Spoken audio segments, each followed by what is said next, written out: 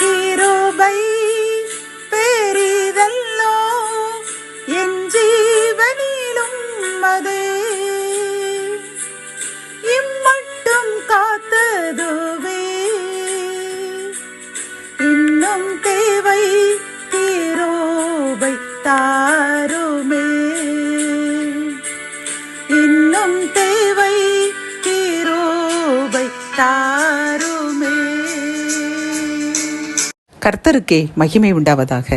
சேனைகளின் கர்த்தர் ஊழியத்தின் மூலம் 9/5/2024 இன்று நாம் அறியவிருக்கும் கிருபையின் வார்த்தைகள் எசேக்கியேல் 36 அதிகாரம் 11 உங்கள் முந்தின சீரை பார்க்கிலும் உங்களுக்கு நற்சீர் உண்டாகச் செய்வேன், அதனால் நான் கர்த்தர் என்று அறிந்து கொள்வீர்கள்.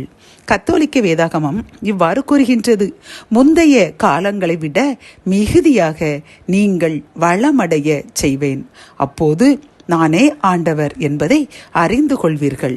இந்த கிருபையின் வார்த்தைகள் மூலம் கர்த்தர் நமக்கு கூறும் நல்ல வாக்குத்தத்தம் என்னவென்றால், உங்கள் முந்தின சீரை பார்க்கிலும் நற்சீர் உண்டாகச் செய்வேன். அப்படி என்றால் நாம் இப்பொழுது வாழ்ந்து கொண்டிருக்கின்ற வசதி வாய்ப்புகள் இதைவிட இறைவன் ஆண்டவராகிய கர்த்தர் வாக்கு கொடுக்கின்றார். பிந்தி உங்களுக்கு நான் இனிமேல் இதைவிட அனைவரும் ஆச்சரியப்படக்கூடிய அளவிற்கு நான் அதிகமான ஆசீர்வாதங்களை தந்து நானே உங்கள் கர்த்தர், நானே உங்களுடன் இருக்கின்றேன், உங்கள் ஜெபத்திற்கு பதில் வந்துவிட்டது என்று நிரூபிக்க செய்வேன் என்று கூறுகின்றார். இந்த செய்திகளை கேட்டுக்கொண்டிருக்கின்ற என் அன்பு சகோதரனே சகோதரியே, நெடுநாளாக நான் ஒரு ஆசீர்வாதத்துக்கு காத்து கொண்டே வந்து கொண்டிருந்தேன். ஆண்டவர் அதை மறந்து விட்டார், இனி நான் அதற்காக ஜெபிக்க போவதில்லை என்று நீ சோர்ந்து காணப்படுகின்றாய் அல்லவா? கர்த்தர் உன்னை பார்த்து கூறுகின்றார், நீ சோர்ந்து போகாதே, நீ என்மேல் விசுவாசமாய் இருக்கின்றாயா, இன்னும் அதிகமாக என்னை தேடுகின்றாயா என்று சோதிப்பதற்காகத்தான் நான் இவ்வளவு நாளும் காலம் தாழ்த்தினேன். அது மட்டுமல்ல, முந்தின சீரை பார்க்கிலும் பிந்தின சீர் ஆசீர்வாதமாக இருக்கும் என்று வாக்கு கொடுத்தேன் அல்லவா? நீ நினைத்த அந்த காலங்களில் நான் உனக்கு இந்த ஆசீர்வாதத்தை கொடுத்திருந்தால் அது சாதாரணமாக ஆசீர்வாதமாகத்தான் இருந்திருக்கும்.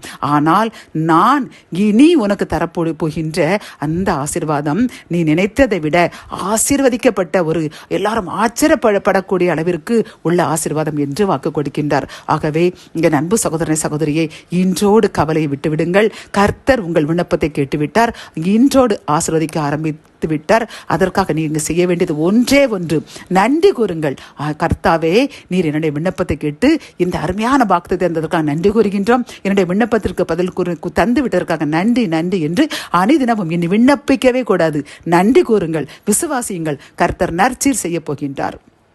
ஜெபம். என் அன்பு தகப்பனே, இந்த வசனத்தின் மூலமாக அப்பா, நீ நினைத்த அந்த முந்தின சீரை பார்க்கிலும் நான் உனக்கு தருகின்ற இந்த பிந்திய நற்சீர் உனக்கு ஆசீர்வாதமாக இருக்க போகிறது என்று கொடுத்த வாக்குத்தத்திற்காக நன்றி கூறுகின்றோம்.